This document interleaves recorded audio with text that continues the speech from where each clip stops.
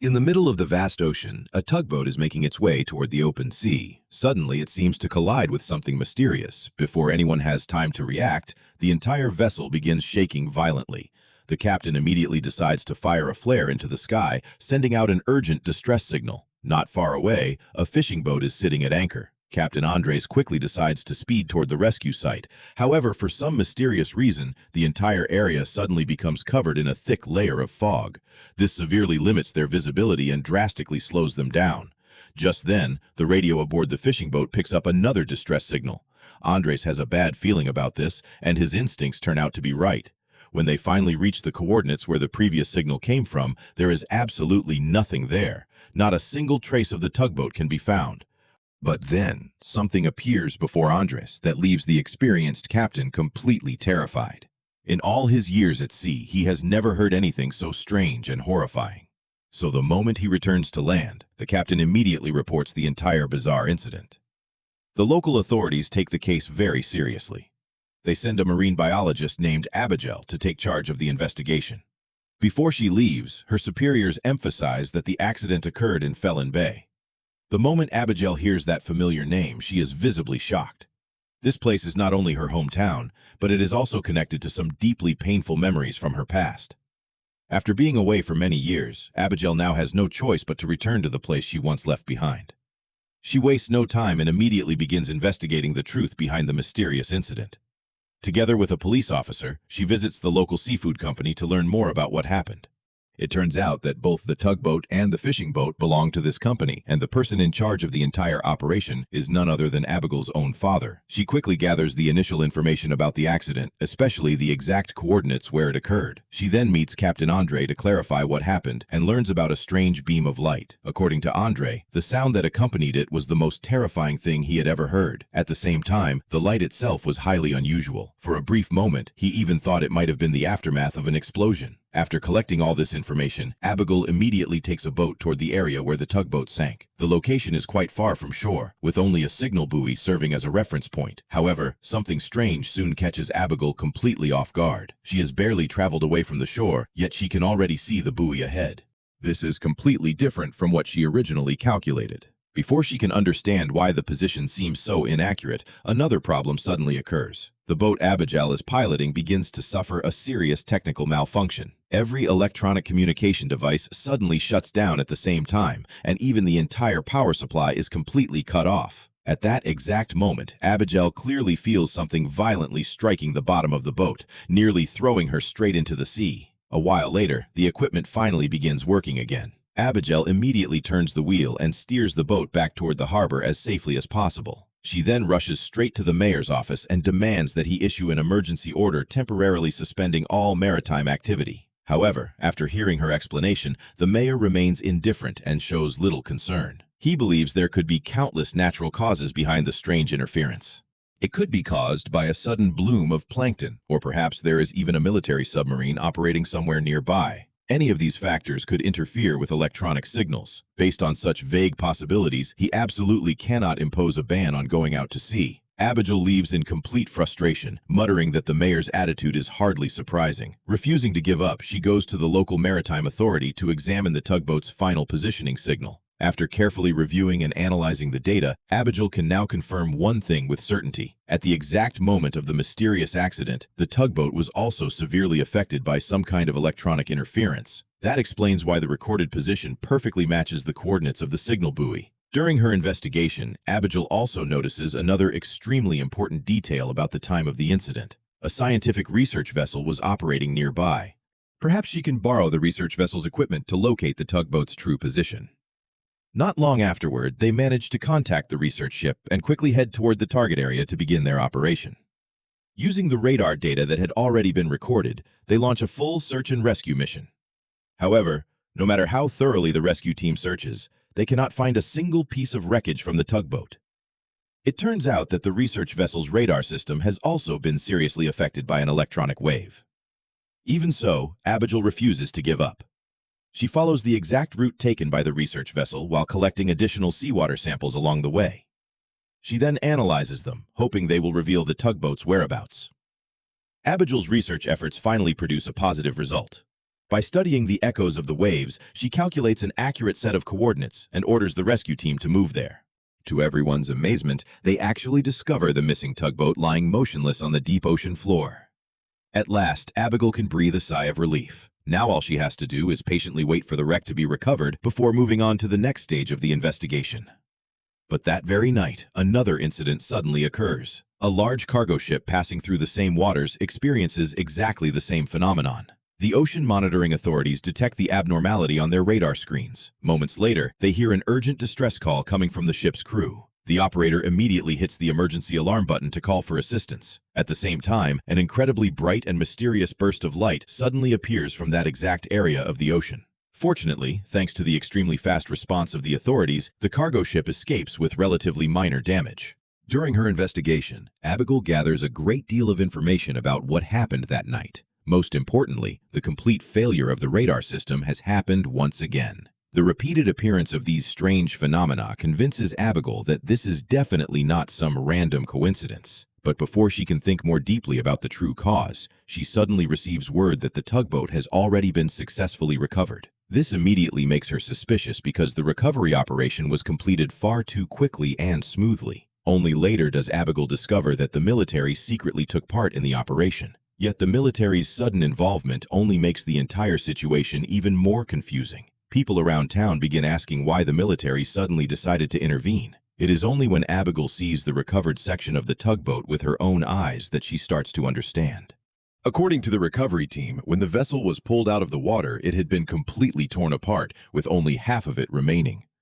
Looking at the jagged wounds across the hull, it seems as though some enormous force had ripped the vessel in half in an instant.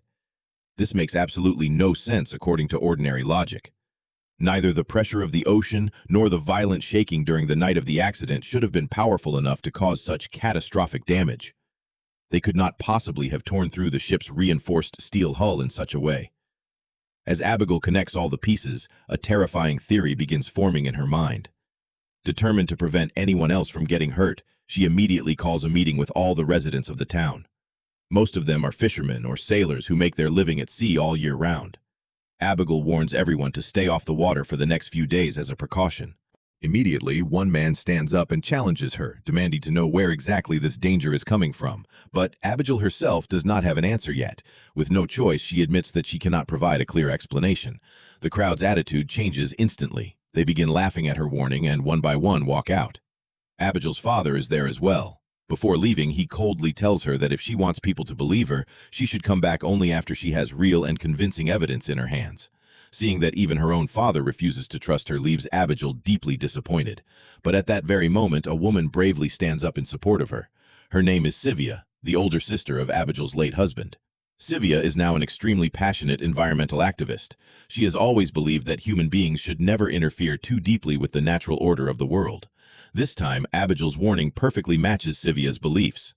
Because of that, she decides to join Abigail in searching for evidence, hoping to convince everyone and uncover what is hiding beneath the ocean and disabling the machinery of passing ships. Abigail and her colleague Julian immediately take a boat toward the area where the incidents keep happening. They deploy 2 underwater robots to investigate the seabed. Strangely, the moment the 2 robots touch the water, their connection signals are completely cut off. Through the final blurry image transmitted by one of the robots, Abigail and Julian can just barely make out something enormous beneath the ocean floor. But the image is far too distorted to determine exactly what it is. Moments later, their own boat suffers exactly the same fate as the other unlucky vessels. Suddenly, every machine on board stops working, and even the lights completely shut down. At first, Abigail plans to wait patiently until everything comes back online.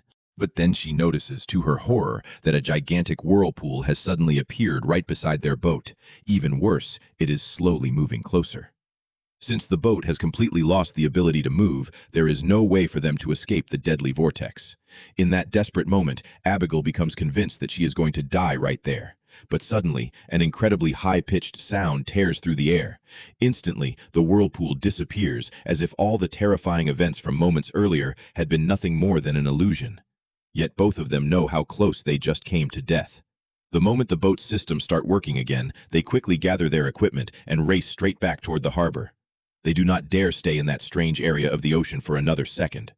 Abigail believes the terrifying event may have been a warning from the mysterious force behind everything. As soon as she reaches land, she reports the incident to her superiors. Unfortunately, they still refuse to take her seriously. Her superior does not believe in mysterious forces and insists that the events are simply natural phenomena. In fact, these signs look very similar to those caused by an underwater earthquake, but Abigail is certain this is not an ordinary geological event. She believes the area is filled with extremely powerful electronic interference, preventing the robots from collecting useful information. After hesitating for some time, Abigail decides to dive to the ocean floor and investigate personally. The following day, she puts on a specialized diving suit and returns to the area alone. She jumps into the water and follows the ship's anchor chain downward. Before long, she reaches the seabed and discovers a crack running across the ocean floor. Perhaps everything really was caused by an underwater earthquake after all. Feeling discouraged, Abigail returns to the boat and prepares to tell Julian what she has discovered. But no matter how many times she calls, he does not answer. With no other choice, Abigail has to steer the boat back toward shore alone. However, Julian is actually very close by. Just before this, environmental activist Sivia had also arrived in the area to help Abigail gather evidence. She decides to dive into the ocean as well. But unlike the crack Abigail discovered, what Sivia finds is far more shocking. Scattered across the seabed is a huge amount of ammunition and unexploded bombs. When Agent Julian learns what is happening, he leads his team toward the area to deal with the situation. Before long, they locate Sivia and the others. Julian and his team immediately put on diving suits and jump into the water to investigate. At that moment, Sivia and the others are using cameras to photograph the bombs. But only seconds later, Sivia suddenly sees a blinding beam of light erupt from beneath the surface. Almost instantly, all the bombs that had been lying there explode at once. The tremendous force shakes the sea and sends a thunderous sound echoing across the water. The explosion quickly catches Abigail's attention from nearby. Realizing something is terribly wrong, she races her boat toward the scene and manages to rescue Sivia just in time. However, a nearby officer immediately informs her that Julian and his teammates are still trapped underwater. Extremely worried about their safety, Abigail dives straight back into the water without hesitation. But the explosion has scattered countless pieces of debris across the sea, severely limiting her visibility. Abigail dives deeper and searches desperately in every direction, but she still cannot find any sign of Julian. After repeatedly returning to the surface without success, she is forced to consider the most painful possibility. Julian may have died beneath the sea. Not long afterward, news officially confirms that Julian has indeed been killed.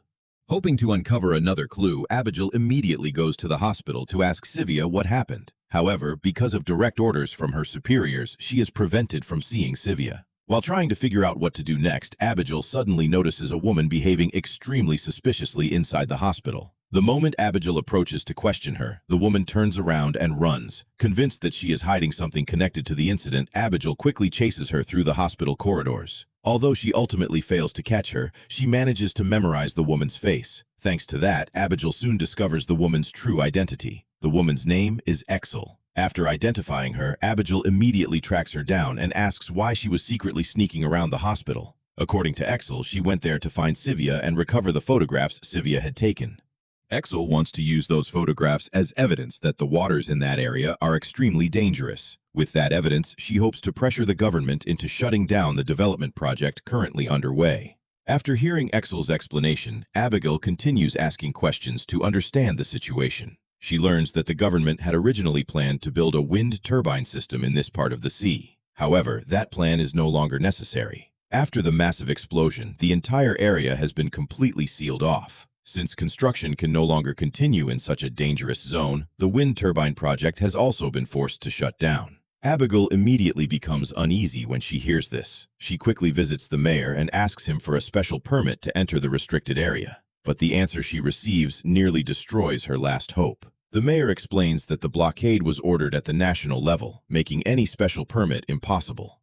Even as mayor, he has absolutely no authority to interfere with or overturn the decision. That means Abigail cannot reach the scene, and if she cannot enter the area, she will never discover the real cause of the explosion. With no other choice, Abigail decides to secretly violate the blockade. She goes to Captain Andre and asks to borrow the small boat she once left in his care. The two of them quietly head back out to sea to continue the investigation. Once they reach the exact area where the incident occurred, Abigail lowers a sonar device into the water and begins recording every sound coming from below. Within moments, the previously silent ocean suddenly produces a strange, unstable, and distorted sound. Abigail immediately watches the incoming soundwave graph. Based on the characteristics of the signal, she quickly rules out the possibility that it came from an earthquake. But at that exact moment, a group of soldiers suddenly rushes toward them.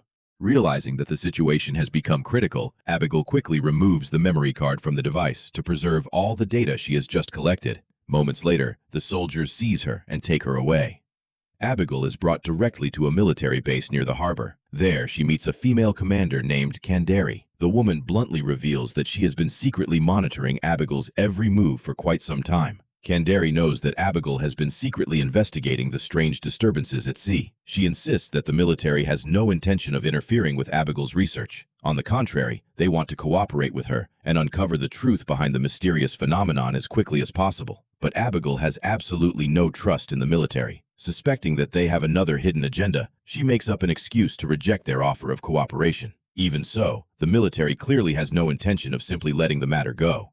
Although Abigail is eventually released, she returns home only to discover that all of her research equipment and documents have been confiscated. Meanwhile, Andre was also involved in the incident, but the military never paid much attention to him. Immediately after leaving the base, he gathers several trusted friends. Together, they decide to secretly investigate whatever is hiding beneath the ocean without letting the military find out. The two people Andre contacts are Exel, a telecommunications technician, and Yusp, a teacher from the city. The three of them analyze all the information they have and realize that the strange events are connected to the mysterious beam of light appearing over the sea. Then, Exel shows them a video recorded by a camera mounted on a lighthouse. The footage captures the exact moment the cargo ship suddenly runs into trouble at sea. Besides the strange light, the group also discovers that a child witnessed the entire incident.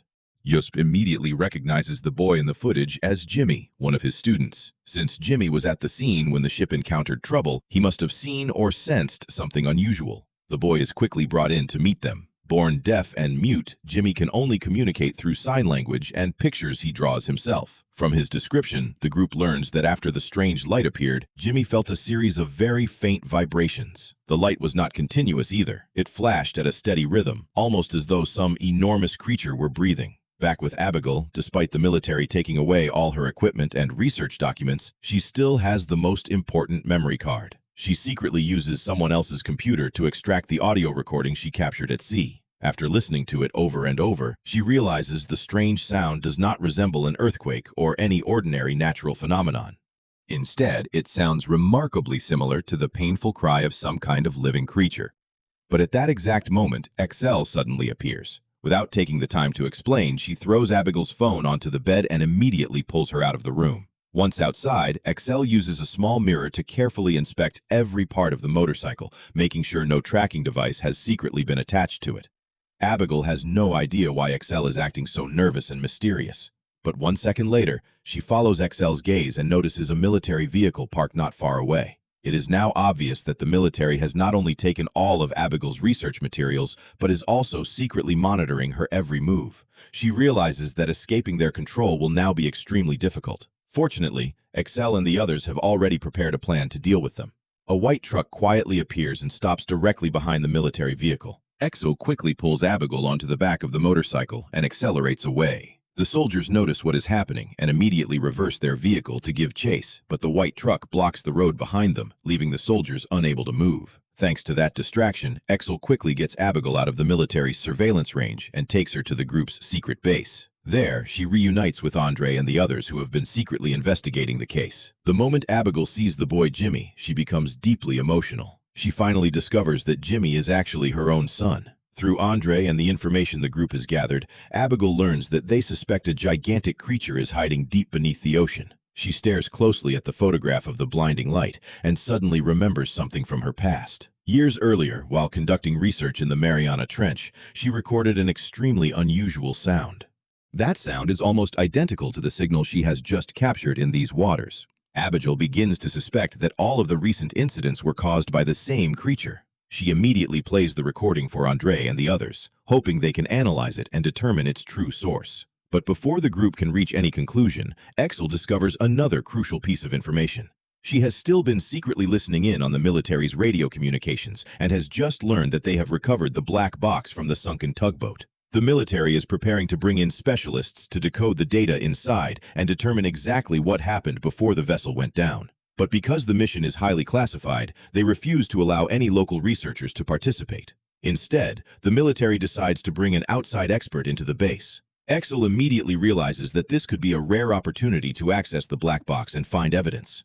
She quickly presents Abigail with an extremely bold plan. Although Abigail knows it is incredibly dangerous, she also believes the plan could actually work. She disguises herself as a military researcher and finds a way to infiltrate the base. Thanks to the forged documents carefully prepared by Excel, Abigail manages to fool the soldiers at the checkpoint and successfully reaches the tugboat's black box. She immediately opens a computer and begins decoding all the data stored inside. Before long, Abigail finds the final recording captured moments before the accident. Inside is an audio file containing the exact same sound she previously recorded in the Mariana Trench and in these waters. After comparing the data, Abigail reaches a chilling conclusion. The creature producing that sound is what caused the tugboat to sink. However, Abigail soon realizes that numerous soldiers are quietly surrounding the tent and watching her from outside. She quickly gathers the equipment and newly decoded data and attempts to escape, but the moment she steps outside, she finds countless guns pointed directly at her. With no chance of escape, Abigail is captured once again and brought before Commander Kandari. Just like before, Kandari demands that Abigail cooperate, but she stubbornly refuses. This, however, Kandari openly threatens to take the entire town's population hostage and use them to force Abigail to agree. Faced with this impossible situation, Abigail can only say that she needs more time to think. After spending a sleepless night wrestling with the decision, she finally agrees to cooperate with the military in investigating the source of the mysterious light. Of course, Abigail also has conditions of her own. She demands to work alongside Andres and the others. This request is not difficult to fulfill. In fact, Abigail had already acted before receiving permission, so Andre and her team are already there. Kandari has no choice but to accept her conditions. With the military's support, Abigail's investigation now moves forward much faster. Using remote-controlled equipment provided by the military, she can easily reach the dangerous area on the ocean floor. Before long, the devices detect something beneath the water. Abigail immediately uploads the sound recording she captured earlier into the unmanned device. At the same time, she synchronizes it with the lighting system to send a signal toward the mysterious dark shape. But after repeated attempts, there is still no response from the other side. Abigail and everyone monitoring the operation from the control room begin to have doubts. Could all of their previous research have been heading in the wrong direction? While Abigail is still wondering what to do next, a sudden idea comes to her. Perhaps she should try playing the recording she captured years ago in the Mariana Trench. Thinking it makes sense, she orders the unmanned device to transmit a signal based on that old sound. To everyone's surprise, this method actually works. The previously silent screen suddenly fills with a blinding flash of light, identical to the image captured in the earlier video. But at that exact moment, the unmanned device suddenly loses control and rushes straight toward the source of the light. It turns out the military never truly trusted Abigail or her team. As soon as the research begins producing results, Kandari orders her people to take control of the unmanned device. Her intention is to get closer to the mysterious light and investigate it more thoroughly. However, the area Abigail and her team have been monitoring lies directly on the edge of a powerful Level 5 magnetic field. By deliberately moving deeper into the danger zone, Kandari's team completely loses its connection with the unmanned device. Kandari's recklessness may destroy everything they have worked for, and the mysterious creature may never respond to them again. Abigail angrily blames Kandari for everything that has gone wrong before storming out of the military base. She then heads straight to the local hospital after receiving news that Sivia has regained consciousness. At this point, Sivia may be the only remaining clue. Abigail refuses to waste any more time and immediately presses her for answers about what happened beneath the ocean and why the sudden explosion occurred.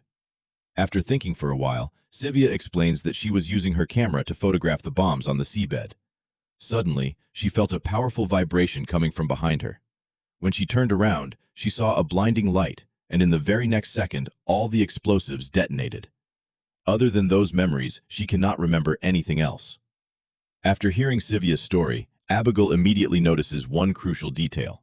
Sivia had been using her camera as a source of light. From that, Abigail theorizes that the creature beneath the ocean is extremely sensitive to light. Perhaps the powerful beam from the unmanned device caused it to attack and destroy the machine, while the camera flash was what attracted the monster towards Sivia. If this theory is correct, then many of the strange events finally make sense. However, several questions still remain unanswered. Abigail wonders why the creature has only recently started attacking ships. Perhaps this enormous monster only appeared in the area a short time ago. Otherwise, given its violent nature, the coastal village would have been destroyed long ago. Abigail decides to attempt contact with the giant creature one more time. She wants to understand the real reason it has appeared here. Knowing that the creature is extremely sensitive to light, Abigail decides not to use an unmanned device this time. Instead, she will dive down to that depth herself and approach the creature directly. Before long, Abigail and Andres return to the dangerous waters. Under Andres's worried gaze, she fearlessly dives into the freezing ocean and begins descending toward the seabed. After an unknown amount of time, Abigail sees the mysterious crack in the ocean floor once again. But this time, a brilliant light is shining from deep inside the fissure. She suspects that this may be the creature's lair. Abigail carefully moves closer and discovers a strange creature, but it is surprisingly small, and it is trapped inside a fishing net. As Abigail dives deeper into the crack, the giant creature notices the small boat floating on the surface. At that very moment, a several-meter-high tsunami suddenly forms and sweeps across the ocean. Andres, who is still waiting on the boat, becomes completely desperate and prepares himself for death. But suddenly, the terrifying wave disappears as quickly as it came, as though it had never existed. The truth is that the giant creature has sensed something unusual happening inside its lair. At the same time, Abigail quickly understands what is going on. She tries to free the tiny creature from the net holding it captive, but without specialized tools, the rescue progresses painfully slowly. Despite struggling for a long time, she still cannot free the mysterious creature.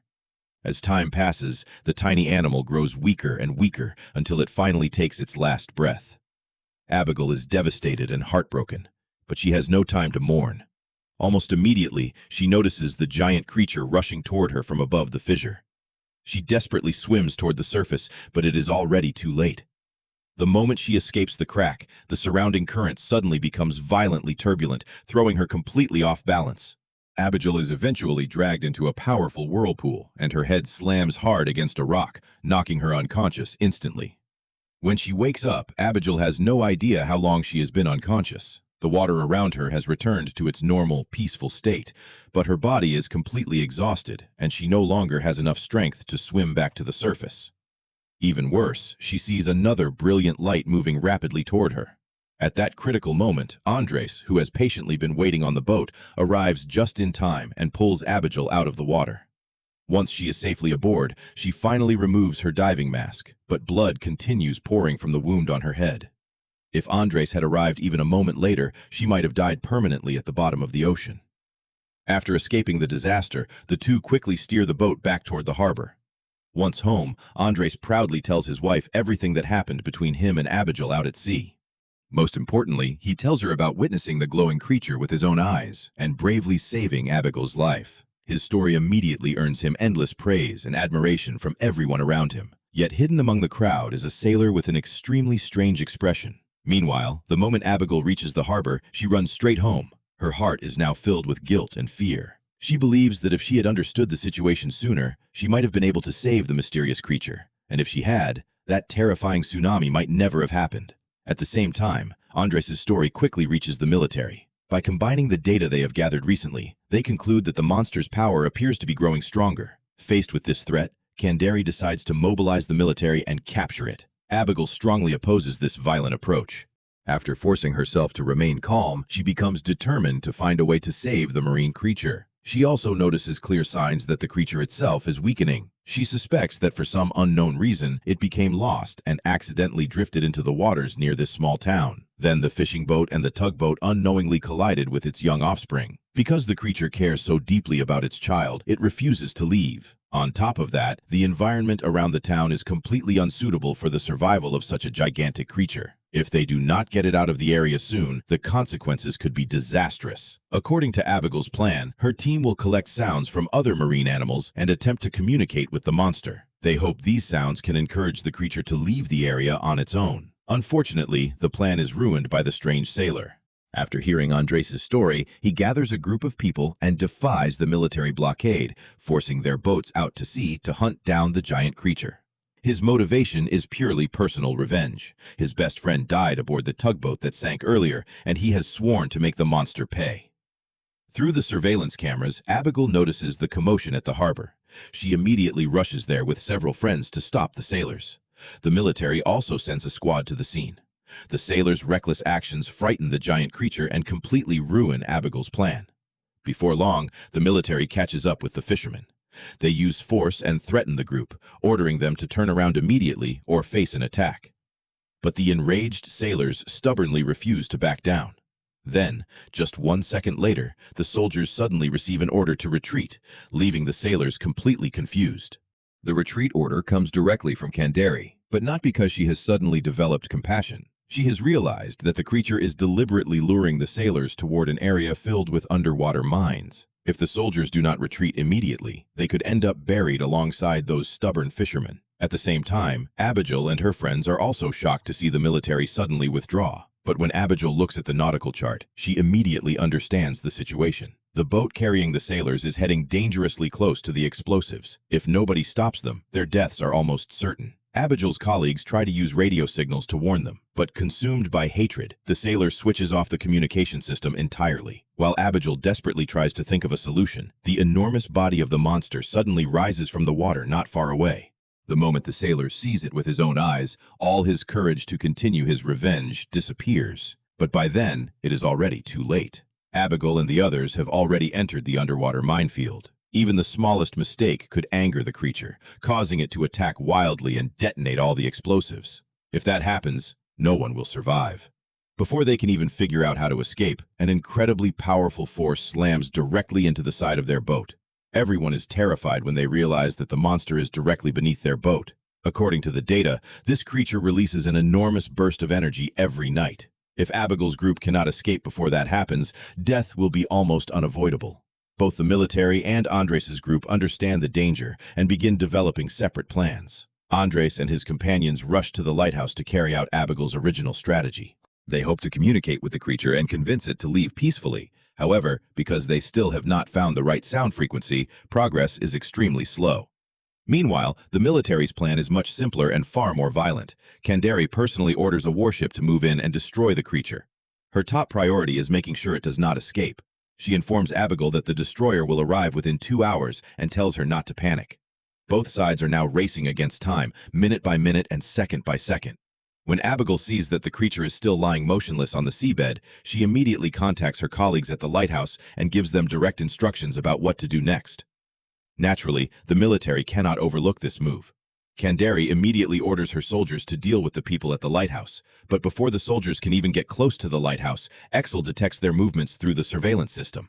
She immediately sends a distress signal to their allies on the other side of town. Jimmy steps in front of the gathering crowd and uses sign language to call for their help. Everyone responds as one and quickly heads toward the lighthouse to provide support. The soldiers sent to suppress Andre's group have not even had a chance to act before they are forced to hesitate. More and more townspeople continue pouring in to join the resistance. Their determination is so strong that the soldiers cannot move forward another step. Seeing the situation becoming increasingly tense, Kandari immediately calls for reinforcements and orders them to arrest anyone who dares interfere with the mission. But the townspeople are prepared as well. They begin live streaming the entire confrontation on social media. The tense standoff between civilians and the military immediately attracts the attention of countless viewers online. Even so, the military commanders remain firm and refuse to back down.